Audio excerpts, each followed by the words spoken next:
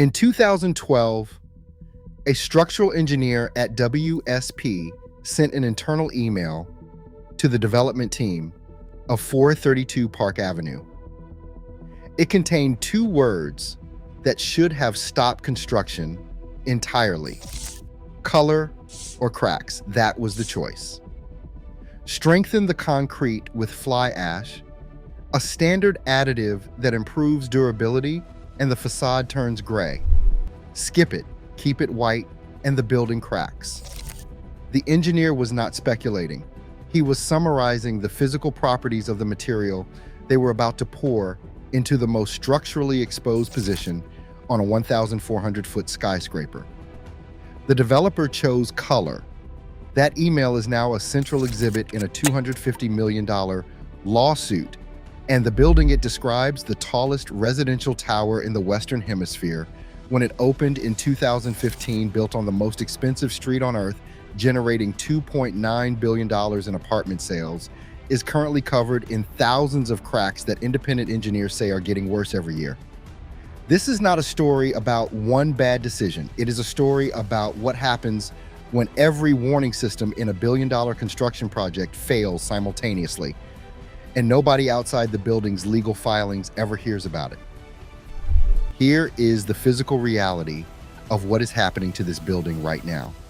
A survey conducted in 2016, 1 year after 432 Park Avenue opened, identified 1,893 defects in the facade.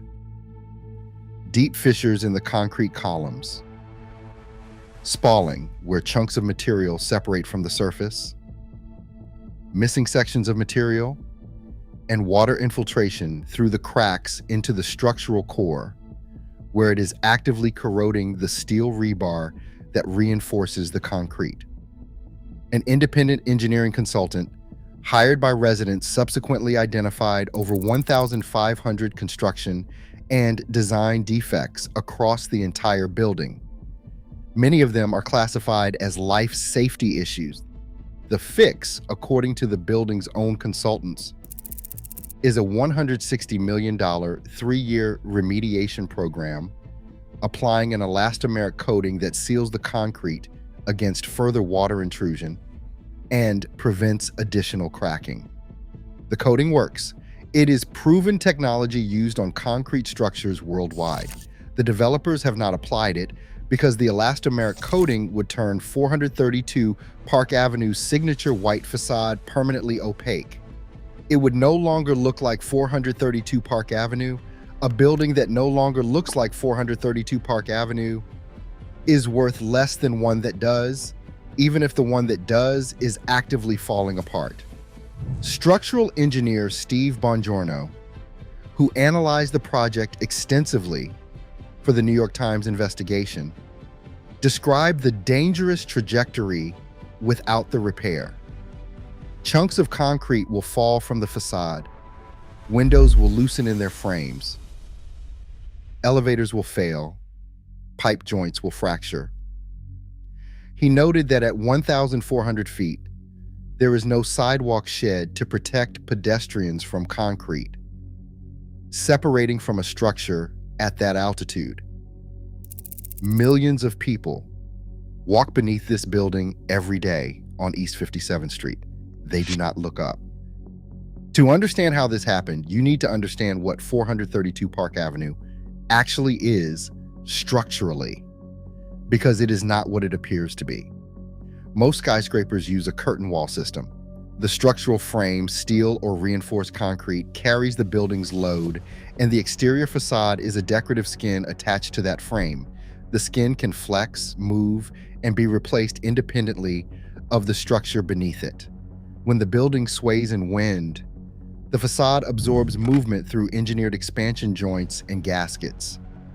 432 Park Avenue does not work this way. The building's exterior, those white concrete columns and beams forming the signature grid of 10-foot square windows, is the structure. The facade is the exoskeleton. It is load-bearing. When the building flexes in wind, the structural concrete itself absorbs and expresses that movement. There is no separate skin to take the stress.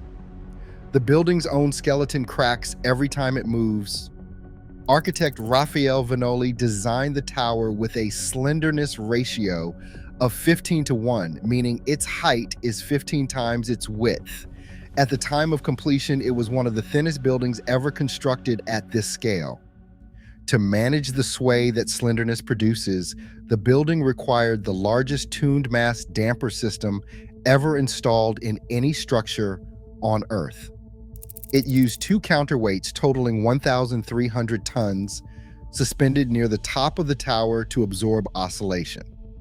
For comparison, the Burj Khalifa stands more than twice as tall as 432 Park Avenue, and it requires no supplemental damping system because the tower was shaped aerodynamically to manage wind loads. 432 Park Avenue, by contrast, was shaped for a photograph.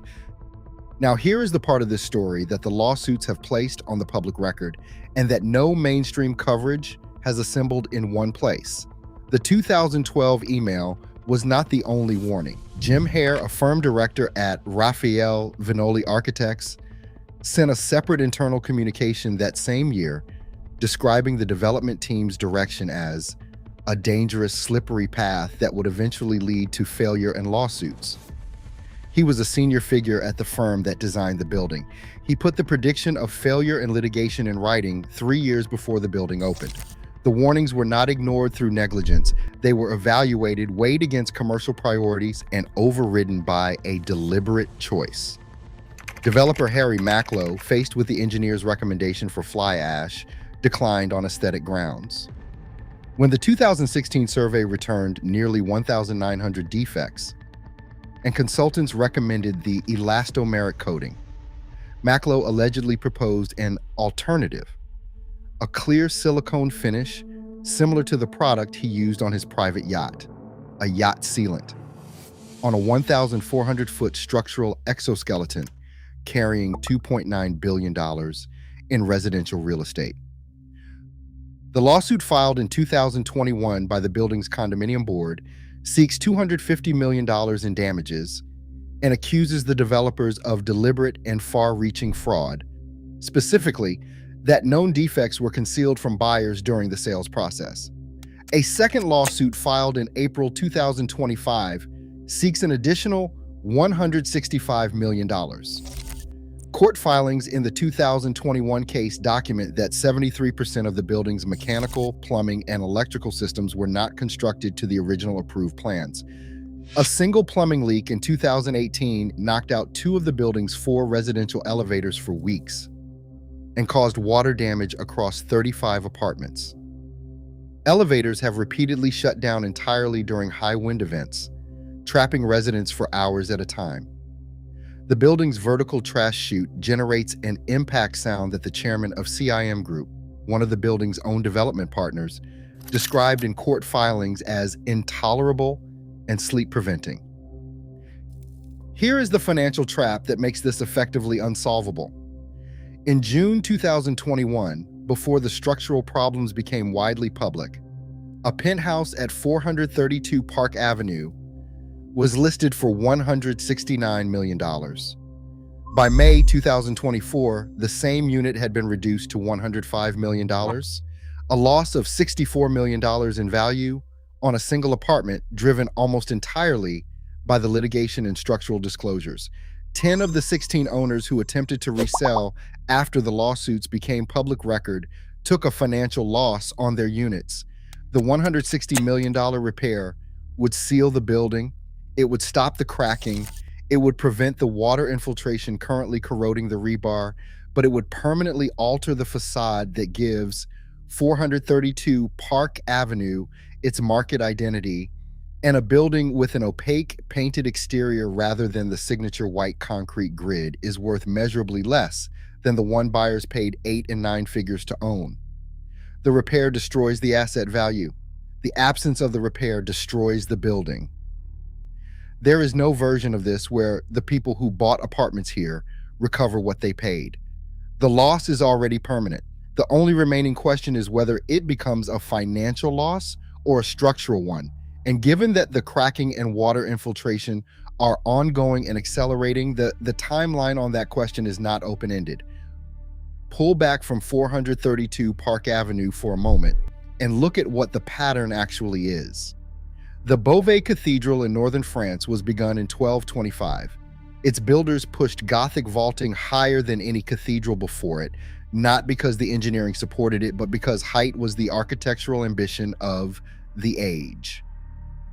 The choir vault partially collapsed in 1284. It was rebuilt. It partially collapsed again in 1573. The cathedral was never completed.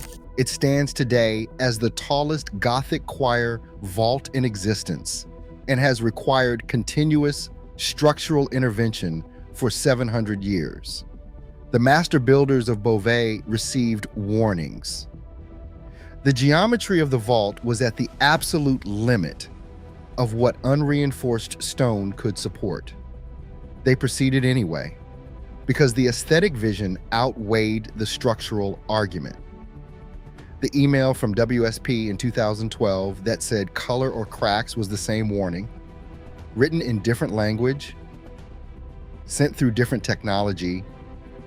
It went into the same decision-making environment where commercial and aesthetic priorities sit above engineering ones. This pattern does not belong to New York real estate. It belongs to monumental architecture across every civilization that has attempted to build beyond what the available material honestly supports. The difference at 432 Park Avenue is that the people who ignored the warning sold the consequences to private buyers at eight-figure prices and are now in federal litigation over what they knew and when. The cracks in that white facade are not a construction defect. They are the physical record of a choice that was made in full knowledge of the outcome. Color or cracks, they chose color. And 1,000 feet above East 57th Street, the concrete is still answering. The broader pattern, monumental construction projects, where aesthetic ambition overrides structural engineering and produces slow motion institutional failure, is a lane-deep signal will continue.